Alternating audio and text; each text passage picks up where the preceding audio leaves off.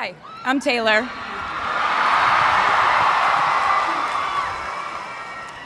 Last time I was in a stadium this size, I was dancing in heels and wearing a glittery leotard. This outfit is much more comfortable. I would like to say a huge thank you to NYU's Chairman of the Board of Trustees, Bill Berkeley, and all the trustees and members of the board, NYU's President Andrew Hamilton, Provost Catherine Fleming, and the faculty and alumni here today who have made this day possible. I feel so proud to share this day with my fellow honorees, Susan Hockfield and Felix Matos Rodriguez, who humble me with the ways they improve our world with their work.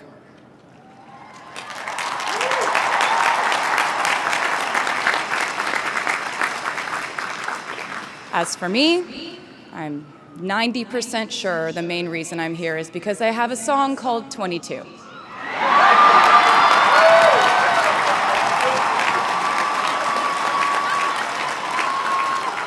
And let me just say, I am elated to be here with you today as we celebrate and graduate New York University's class of 2022.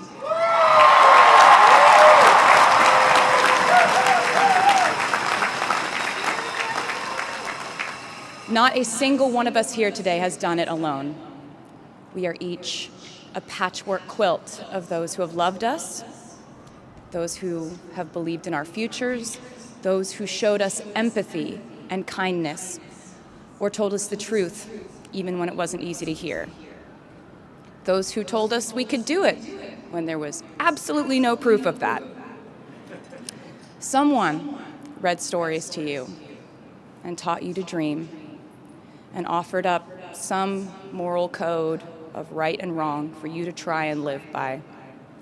Someone tried their best to explain every concept in this insanely complex world to the child that was you as you asked a bazillion questions like, how does the moon work?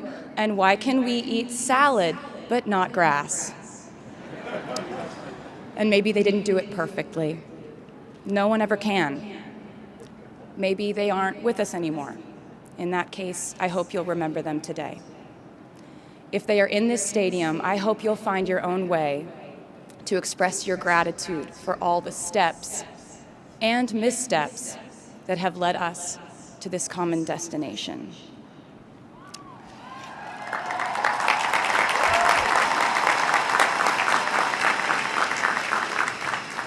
I know that words are supposed to be my thing, but I will never be able to find the words to thank my mom and dad, my brother Austin, for the sacrifices they made every day so I could go from singing in coffee houses to standing up here with you all today, because no words would ever be enough.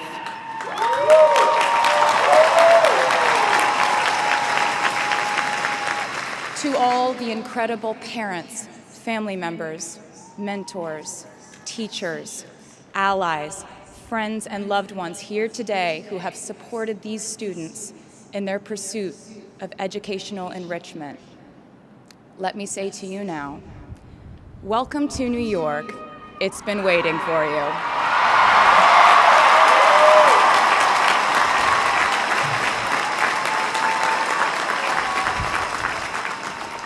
I'd like to thank NYU for making me, technically, on paper at least, a doctor.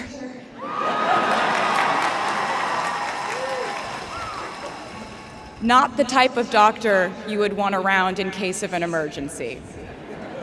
Unless your specific emergency was that you desperately needed to hear a song with a catchy hook and an intensely cathartic bridge section.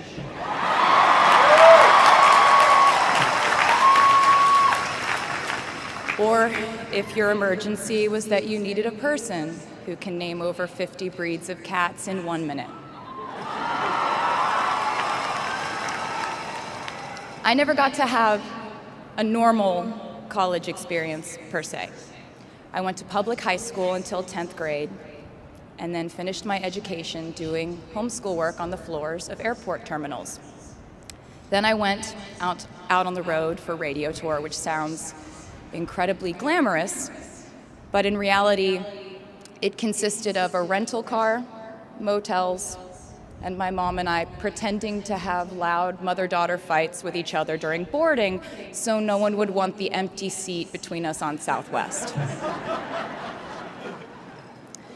As a kid, I always thought I would go away to college, imagining the posters I would hang on the wall of my freshman dorm.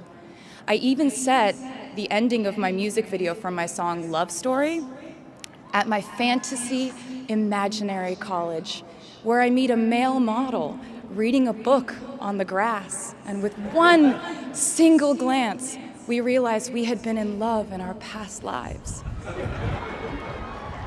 Which is exactly what you guys all experienced at some point in the last 4 years, right?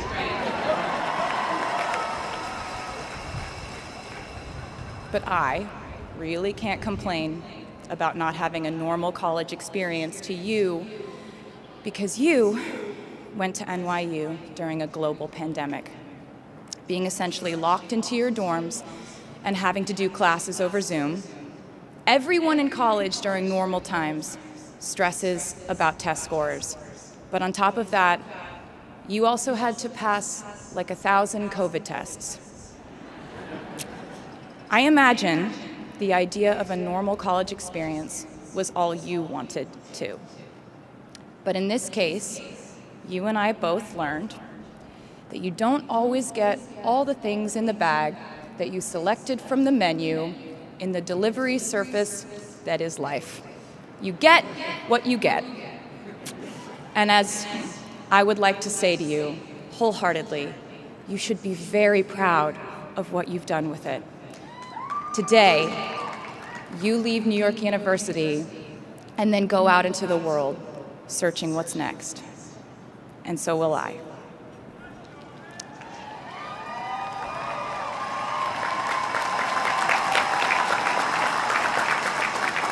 So as a rule, I try not to give anyone unsolicited advice unless they ask for it. I'll go into this more later. I guess I have been officially solicited in this situation to impart whatever wisdom I might have to tell you things that have helped me so far in my life. Please bear in mind that I in no way feel qualified to tell you what to do.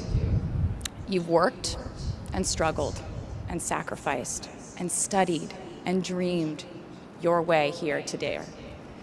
And so you know what you're doing. You'll do things differently than I did them, and for different reasons. So I won't tell you what to do, because no one likes that. I will, however, give you some life hacks I wish I knew when I was starting out my dreams of a career and navigating life, love, pressure, choices, shame, hope, and friendship.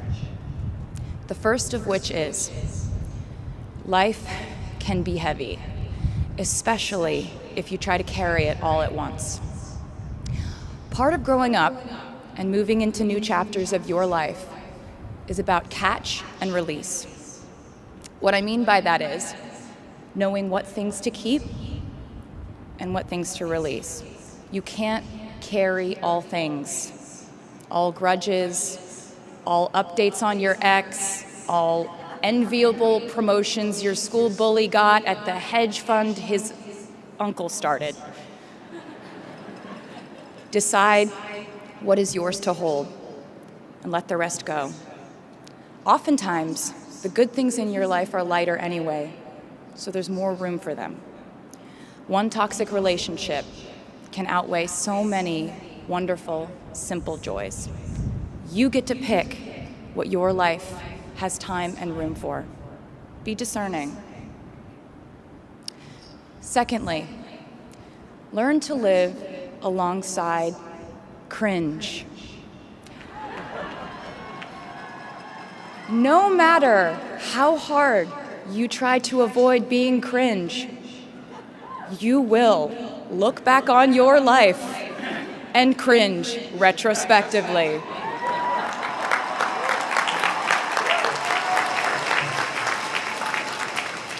cringe is unavoidable over a lifetime. Even the term cringe might someday be deemed cringe. I promise you, you're probably doing or wearing something right now that you will look back on later and find revolting and hilarious. You can't avoid it, so don't try to.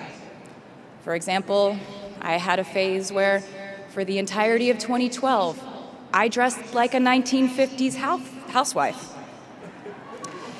But you know what? I was having fun. Trends and phases are fun. Looking back and laughing is fun. And while we're talking about things that make us squirm but really shouldn't, I'd like to say I'm a big advocate for not hiding your enthusiasm for things.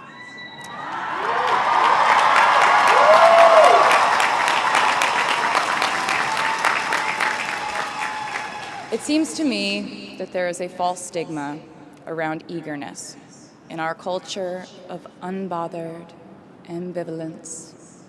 This outlook perpetuates the idea that it's not cool to want it, that people who don't try are fundamentally more chic than people who do. And I wouldn't know because I've been a lot of things, but I've never been an expert on chic, but I'm the one who's up here, so you have to listen to me when I say this. Never be ashamed of trying. Effortlessness is a myth. The people who wanted it the least were the ones I wanted to date and be friends with in high school. The people who want it the most are the people I now hire to work for my company.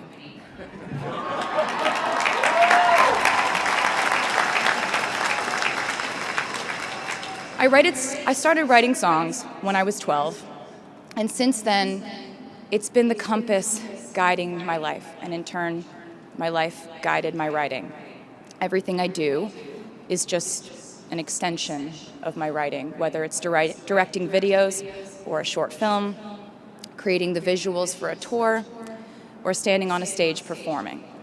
Everything is connected by my love of the craft, the thrill of working through ideas and narrowing them down and polishing it all up in the end, editing, waking up in the middle of the night, throwing out the old idea because you just thought of a newer, better one, or a plot device that ties the whole thing together.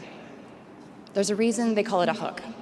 Sometimes a string of words just ensnares me, and I can't focus on anything until it's been recorded or written down. As a songwriter, I've never been able to sit still or stay in one creative place for too long. I've made and released 11 albums, and in the process, I've switched genre from country to pop to alternative to folk. And this might sound like a very songwriter-centric line of discussion, but in a way, I really do think we are all writers. And most of us write in a different voice for different situations. You write differently in your Instagram stories than you do your senior thesis. You send a different type of email to your boss than you do your best friend from home. We are all literary chameleons, and I think it's fascinating. It's just a continuation of the idea that we are so many things all the time. And I know it can be really overwhelming figuring out who to be and when, who you are now, and how to act in order to get where you want to go. I have some good news. It's totally up to you. I have some terrifying news. It's totally up to you. I said to you earlier that I don't ever offer advice unless someone asks me for it, and now I'll tell you why. As a person who started my very public career at the age of 15, it came with a price. And that price was years of unsolicited advice. Being the youngest person in every room for over a decade meant that I was constantly being issued warnings from older members of the music industry, media, interviewers, executives, and this advice often presented itself as thinly veiled warnings See, I was a teenager at a time when our society was absolutely obsessed with the idea of having perfect young female role models. It felt like every interview I did included slight barbs by the interviewer about me one day running off the rails. And that meant a different thing to every person who said it to me.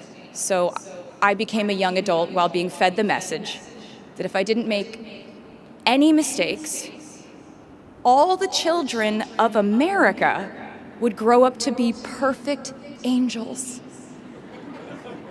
However, if I did slip up, the entire earth would fall off its axis, and it would be entirely my fault, and I would go to pop star jail forever and ever.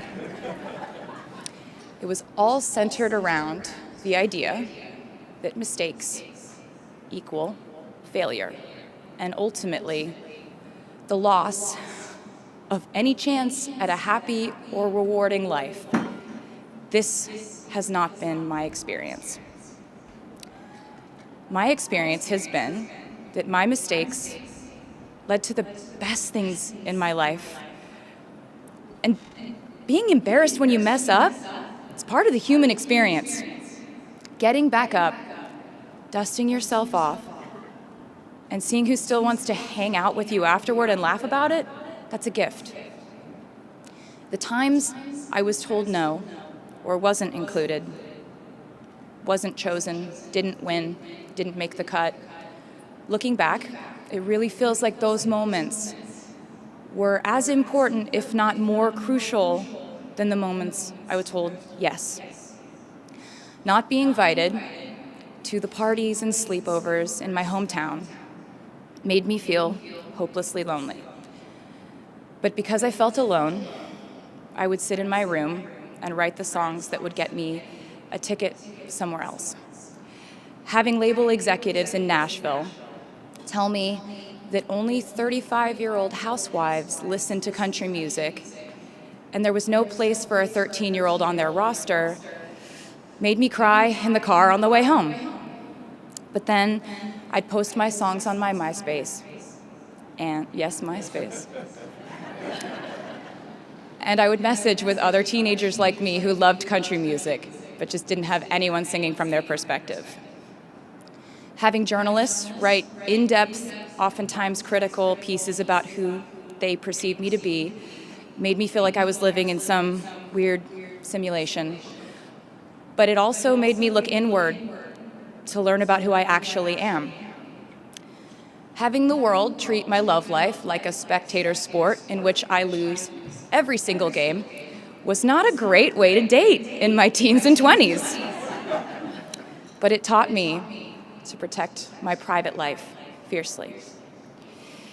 Being publicly humiliated over and over again at a young age was excruciatingly painful, but it forced me to devalue the ridiculous notion of minute-by-minute, ever-fluctuating social relevance and likability.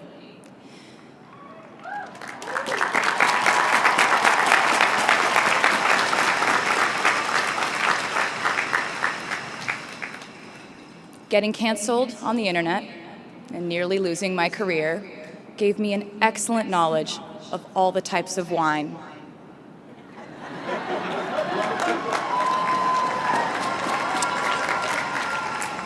I know I sound like a consummate optimist, but I'm really not.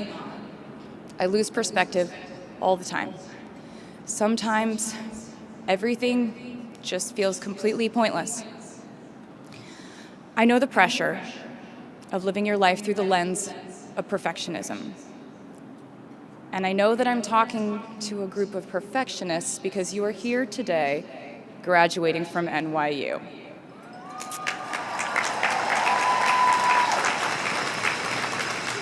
So this might be hard for you to hear.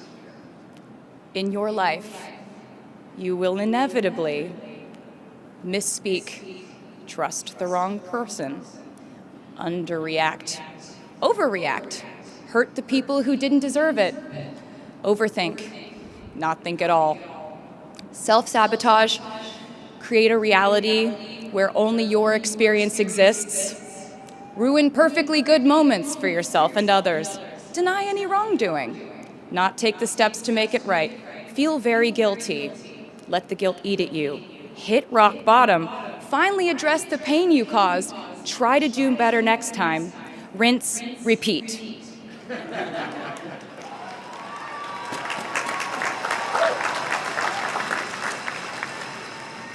And I'm not gonna lie, these mistakes will cause you to lose things. I'm trying to tell you that losing things doesn't just mean losing. A lot of the time, when we lose things, we gain things too. Now you leave the structure and framework of school and chart your own path. Every choice you make leads to the next choice, which leads to the next, and I know it's hard to know which path to take. There will be times in life where you need to stand up for yourself. Times when the right thing is actually to back down and apologize. Times when the right thing is to fight. Times when the right thing is to turn and run. Times to hold on with all you have. And times to let go with grace. Sometimes the right thing to do is to throw out the old schools of thought in the name of progress and reform. Sometimes the right thing to do is to sit and listen to the wisdom of those who have come before us. How will you know what the right choice is in these crucial moments? You won't. How do I give advice to this many people about their life choices? I won't. The scary news is you're on your own now. But the cool news is you're on your own now.